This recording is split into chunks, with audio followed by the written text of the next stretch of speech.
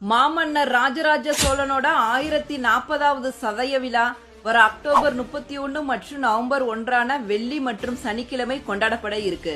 October 31 வெள்ளிக்கிழமை பெரிய கோவில் வளாகத்தில் 1040வது சதய விழாவை முன்னிட்டு 400 கலைஞர்கள் பங்கேற்கும் பரதநாட்டிய புஷ்பாஞ்சலி நிகழ்ச்சியும் கருத்தரங்கம், கவியரங்கம், கலை நிகழ்ச்சிகளும் நடைபெற இருக்கு.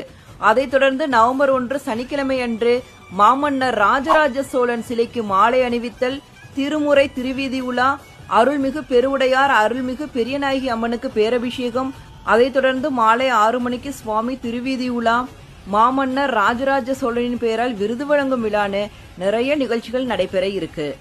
ஐப்பசி சதயத்தில் அவதரித்து தில்லை அருந்தமிழ் பதிகம் அதை மீட்டெடுத்தான், அருள்மொழி வருமன் என்னும் பெயர் மாற்றி உலகை ஆளுகின்ற ராஜராஜன் என்றுயர்ந்தான். மங்கள பிறையை மலராய் சூடிய வேங்கையிடை உடுத்திய ஈசனுக்கு